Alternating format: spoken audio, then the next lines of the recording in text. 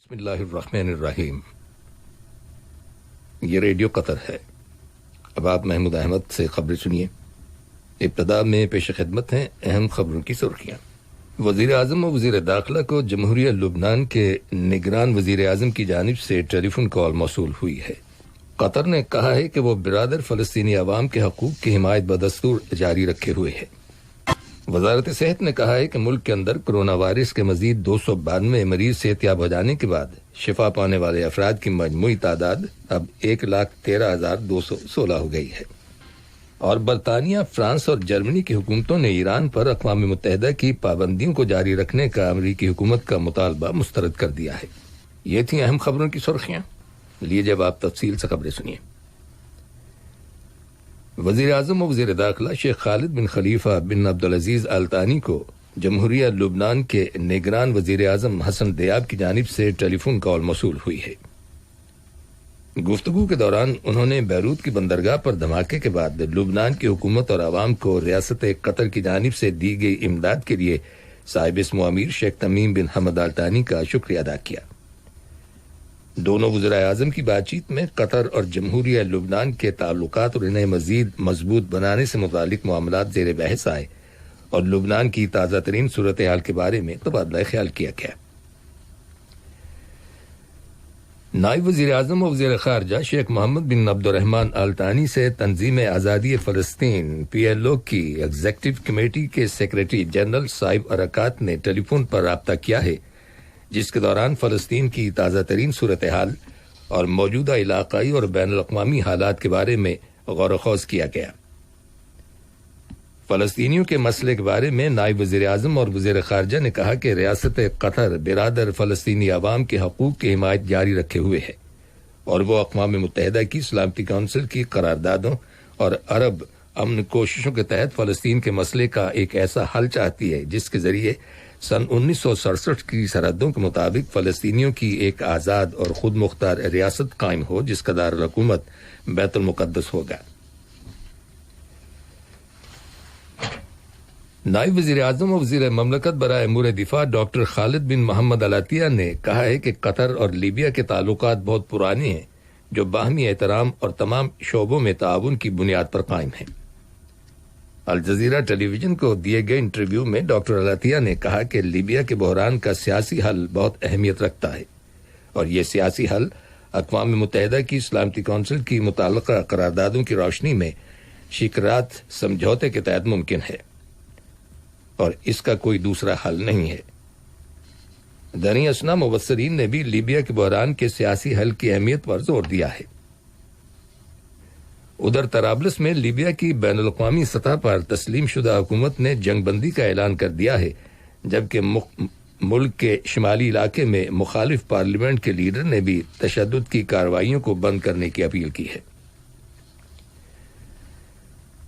وزارت صحت نے کہا ہے کہ ملک کے اندر کرونا وائرس کے 257 نئے کیسز رجسٹر کیے گئے ہیں، جبکہ مزید 292 مریض شفا یاب ہو جانے کے بعد صحت یاب ہونے والے افراد کی مجموعی تعداد اب 1,13,216 ہو گئی ہے۔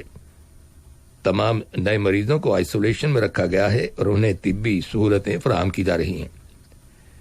عالمی سطح پر کرونا وائرس سے متاثر ہونے والے افراد کی کل تعداد 2,29,11,647 ہو چکی ہے، جن میں سے 7,97,916 مریضوں کا انتقال ہو گیا ہے۔ بھارت میں کرونا وائرس کے کیسز کی تعداد 3 ملین تک پہنچ گئی ہے، جبکہ لاطینی امریکہ میں وائرس سے مرنے والوں کی تعداد 2,50,000 سے زیادہ ہو گئی ہے۔ گزشتہ ایک ہفتے سے لاطینی امریکہ کے ممالک میں روزانہ 3,000 سے زیادہ نئے مریض رپورٹ کیے جا رہے ہیں۔ روس میں 4,870 نئے کیسز رجسٹر کیے گئے ہیں اور یوں ملکی سطح پر وہاں مریضوں کی مجموعی تعداد 9,46,976 ہو گئی ہے۔ روس وائرس سے متاثر ہونے والا دنیا کا چوتھا بڑا ملک ہے۔ ادھر برازیل کی حکومت نے ڈاکٹرز وداؤٹ بارڈرز تنظیم کو ملک کے جنوبی دیہی علاقوں میں کرونا وائرس کے مریضوں کی دیکھ بھال، نئے مشتبہ کیسز ڈیٹیکٹ کرنے اور وائرس کی روک تھام کے معاملے میں مدد فراہم کرنے سے منع کر دیا ہے۔ دریں اثنا کرونا وائرس کی ویکسین کی افادیت کے بارے میں فیصلہ کرنے والے صحت کے شعبے کے ایک اعلیٰ امریکی ماہر نے کہا ہے کہ اگر ٹرمپ انتظامیہ نے یہ تحقیق کیے بغیر کہ یہ ویکسین مؤثر اور محفوظ ہے اس کو استعمال کرنے کی اجازت دی تو وہ اپنے عہدے سے مستعفی ہو جائیں گے۔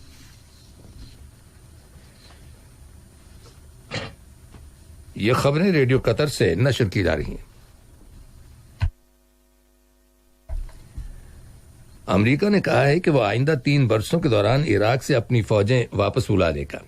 اس بات کا انکشاف عراق کے وزیر اعظم نے واشنگٹن میں امریکی صدر کے ساتھ ملاقات کے بعد کیا ہے۔ امریکہ کی حکومت نے اقوام متحدہ سے ایران پر لاگو عالمی پابندیوں کو جاری رکھنے کا مطالبہ کیا ہے اور اس کا دعویٰ ہے کہ ایران نے سن 2015 میں عالمی طاقتوں کے ساتھ کیے گئے جوہری معاہدے کی خلاف ورزی کی ہے، حالانکہ امریکہ نے خود 2 سال پہلے اس معاہدے سے علیحدگی اختیار کر لی تھی۔ ادھر تہران کی حکومت نے کہا ہے کہ اقوام متحدہ کی جانب سے ایران پر دوبارہ پابندیاں لگانے کی امریکی حکومت کی کوشش ناکام ہو جائے گی۔ یاد رہے کہ سن 2015 میں ایران کے جوہری معاہدے کے تحت ان پابندیوں میں نرمی کی گئی تھی۔ ٹرمپ انتظامیہ نے یہ کوشش ایک ایسے وقت میں کی ہے جب چند روز پہلے سلامتی کونسل نے ایران پر ہتھیاروں کی فروخت پر پابندی کو غیر معینہ مدت کے لیے توسیع کرنے کی امریکی حکومت کی تجویز کو یکسر مسترد کر دیا تھا۔ یہ پابندی رواں سال اکتوبر میں ختم ہو جائے گی۔ ایران کے وزیر خارجہ جواد ظریف نے آج اپنے ایک بیان میں واضح کیا ہے کہ امریکہ کو یہ حق ہرگز حاصل نہیں ہے کہ وہ اقوام متحدہ کی جانب سے ایران پر دوبارہ پابندیاں عائد کرنے کی کوشش کرے۔ دریں بحرین، فرانس اور جرمنی نے کہا ہے کہ وہ ایران پر اقوام متحدہ کی پابندیوں کو دوبارہ عائد کرنے کے امریکی حکومت کے مطالبے کی حمایت نہیں کرتے۔ معاف کیجیے، یہ خبر میں دوبارہ پڑھتا ہوں۔ دریں برطانیہ، فرانس اور جرمنی نے کہا ہے کہ وہ ایران پر اقوام متحدہ کی پابندیوں کو دوبارہ عائد کرنے کے امریکی حکومت کے مطالبے کی حمایت نہیں کرتے۔ اقوام متحدہ میں روس کے سفیر ویسلی لی بینزیا نے بھی امریکی مطالبے کو یہ کہہ کر رد کر دیا ہے کہ اس کی کوئی حیثیت نہیں ہے۔ ترکی کی حکومت نے بحر اسود میں ساحلی علاقے کے اندر 320 بلین کیوبک میٹرز قدرتی گیس دریافت ہونے کا اعلان کیا ہے۔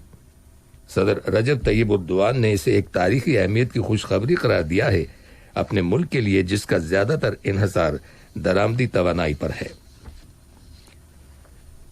جمہوریہ مالی کی فوجی جنتا نے ملک کے اندر ابراہیم کیتا کی حکومت کا تختہ الٹنے کے بعد گرفتار کیے گئے سرکاری اہلکاروں میں سے 2 سینئر افسران کو آج رہا کر دیا۔ اس سے قبل فوجی جنتا کے سربراہان اور سیاسی لیڈروں کے درمیان ملاقات ہوئی تھی جس میں ملک کے اندر ایک عبوری حکومت قائم کرنے کے بارے میں غور و خوض کیا گیا۔ امریکہ کے سابق صدر جو بائیڈن نے ملک کے صدارتی الیکشنز میں ڈیموکریٹک پارٹی کے امیدوار کی حیثیت سے اپنی نامزدگی کا باقاعدہ طور پر اعلان کرتے ہوئے کہا ہے کہ وہ اپنے حریف ریپبلکن پارٹی کے امیدوار اور موجودہ صدر ڈونلڈ ٹرمپ کو شکست دینے کا مصمم ارادہ رکھتے ہیں۔ پارٹی کنونشن کے آخری روز اپنے خطاب میں جو بائیڈن نے کہا کہ وہ بقول ان کے امریکہ میں مسلط موجودہ سیاہ دور کا خاتمہ کریں گے۔ انہوں نے صدر ٹرمپ کی پالیسیوں پر نکتہ چینی کرتے ہوئے الزام عائد کیا کہ ٹرمپ امریکہ میں کرونا وائرس کے پھیلاؤ اور اس سے ہونے والے نقصانات کی ذمہ داری قبول کرنے کے لیے تیار نہیں، جبکہ ان کے پاس اس کا مقابلہ کرنے کا کوئی ٹھوس منصوبہ نہیں ہے، اور یوں وہ امریکہ کو محفوظ رکھنے میں ناکام رہے ہیں، اور یہ ایک ناقابل معافی غلطی ہے۔ اپنے بیان میں جو بائیڈن نے عہد کیا ہے کہ اگر وہ صدر منتخب ہو گئے تو وہ لوگوں کو ملازمتیں فراہم کریں گے اور ماحول میں تبدیلی کے لیے ضروری اقدامات کریں گے۔ آخر میں اہم خبروں کی سرخیاں ایک بار پھر سن لیجیے۔ وزیر اعظم و وزیر داخلہ کو جمہوریہ لبنان کے نگران وزیر اعظم کی جانب سے ٹیلی فون کال موصول ہوئی ہے۔